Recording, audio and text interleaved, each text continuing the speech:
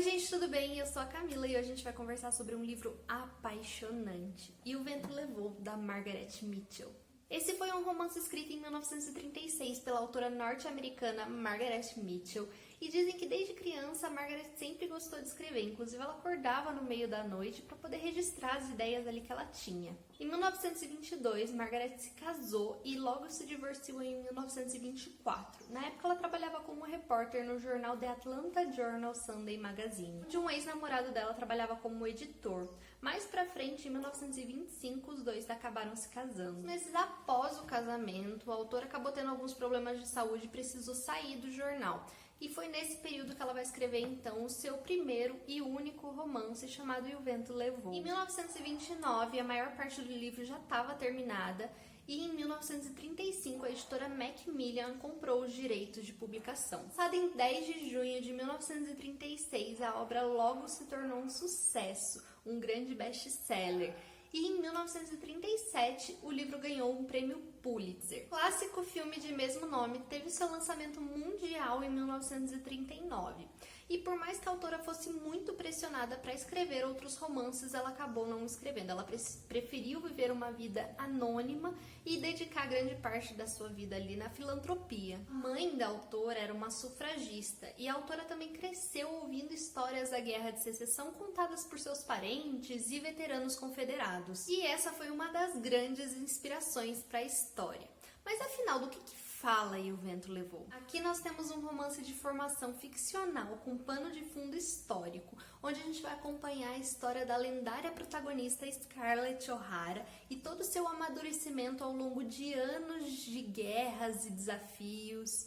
A história se passa na Geórgia, no sul dos Estados Unidos, e a nossa protagonista, Scarlett O'Hara, é uma garota de 16 anos, mimada, egoísta, que gosta de ser o centro das atenções. A sua família é dona de uma plantação de algodão, que era ali uma das grandes fontes de subsistência na época. Inclusive, eles têm uma fazenda chamada Tara, que é a grande paixão de todos. A família conta com a mãe, Ellen O'Hara, que é uma mulher elegante, fina, que adora ajudar os outros. Seu pai, Gerald O'Hara, que é um irlandês que veio para a América e fez fortuna. E o casal, além de Scarlett, a filha mais velha, eles têm mais duas filhas, a Susan e a Carrie. Como eu disse, a história tem um pano de fundo histórico, então ela vai se passar ali durante a Guerra de Secessão ou a Guerra Civil Americana, como você preferir chamar. Essa foi uma guerra civil travada nos Estados Unidos entre os anos de 1861 a 1865. A guerra começou principalmente pela longa controvérsia de alguns estados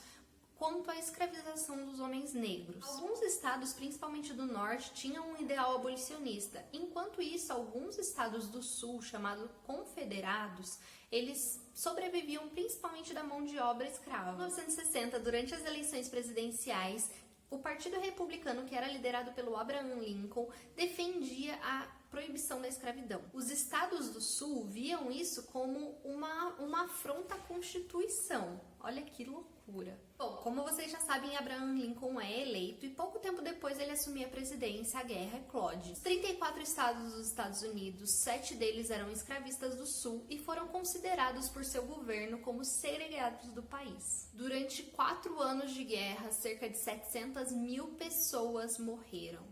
É muita gente. A guerra, apesar de começar bem para os confederados, ela não acaba nada satisfatória. Os estados da União eram muito mais desenvolvidos e possuíam um armamento muito superior ao dos estados do sul. Logicamente, as coisas começaram a ir muito mal para os confederados até que eles perdem a guerra para os Yankees, que era um nome dado para os soldados do norte. E é no meio disso tudo que a nossa história aqui vai se desenrolar. A história começa antes da guerra, em meio a festas e luxos ostentados nas fazendas da Geórgia. Scarlett, como eu disse, era uma menina extremamente mimada e ela tinha ali um brilho especial aos olhos dos homens. Ela é irresistível aos olhos masculinos e ela sente muito prazer nisso. Ela vê que tem ali um rapaz interessado numa outra moça, ela vai e se enfia na frente para poder tomar a atenção toda para si. Um desses rapazes, que é um jovem que cresceu com ela, ele é ali da fazenda do lado, da fazenda vizinha, é chamado de Ashley Wilkes. O Ashley, ele tá para noivar da sua prima Melanie. E quando a Scarlett descobre isso, ela fica possessa de ciúmes. Ela coloca na cabeça dela que ela sempre foi apaixonada pelo Ashley e que ele é apaixonado por ela e não tem como ele se casar com a Melanie, porque como que ele vai casar com ela se ele gosta dela? Promovido então um churrasco na propriedade do Ashley para eles poderem anunciar o noivado. E a Scarlett decide que é uma ótima ideia ela se intrometer e conversar com o Ashley naquele dia e propor para ele fugir. Nessa mesma festa, ela vai conhecer um homem grosseiro, rude, que é desprezado por todos no sul, muito rico, chamado Rhett Butler. E mais tarde, ao contrário de todo mundo ali no sul, ele vai ser o que mais vai conseguir lucrar com a guerra. Eu não quero contar muito da história, mas basicamente essa declaração da Scarlett dá errado e o Ashley se casa com a Melanie. O Rhett vai ser o único que vai perceber essa paixão da Scarlett pelo Ashley e ele vai fazer questão de usar isso para debochar dela em todos os momentos possíveis. Bom, passou esse episódio, vai passar um tempo, a guerra vai eclodir e é aí que as coisas vão ficar cada vez mais difíceis para Scarlett.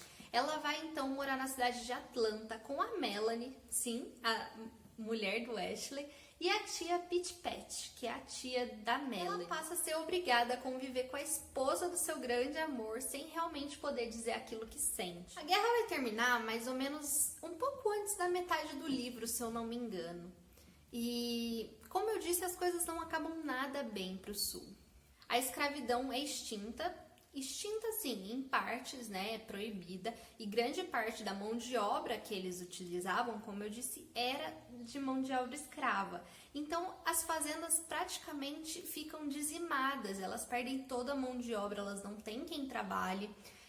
O dinheiro acabou, então não tem como pagar pessoas para trabalhar. É aí que a gente vai acompanhar então essa reconstrução da população. E eles vão precisar engolir o orgulho e trabalhar, porque até então quem trabalhava eram só os escravos, os brancos só mandavam e desmandavam. E aí, né, a gente tem a fazenda da família Tara e como eu disse, como todas as outras fazendas, ela também está sendo dizimada, ela está falindo. E a Scarlett se vê na obrigação de fazer com que aquilo não aconteça. Ela é a única que pode, os pais dela estão impossibilitados por motivos que eu não vou falar para vocês, mas ela acaba sendo a única responsável por plantar a fazenda novamente. E aquela menina mimada, egoísta, vai precisar crescer na marra para sustentar a sua família. Uma coisa que eu gostei muito da história é que apesar de todas as dificuldades que ela passa, apesar de tudo que ela precisa aprender, no fundo ela ainda é a mesma menina egoísta e mimada. Então, em algumas situações, ela vai sim ser egoísta, ela vai sim pensar só nela. Então, você consegue ver que é um personagem real, assim.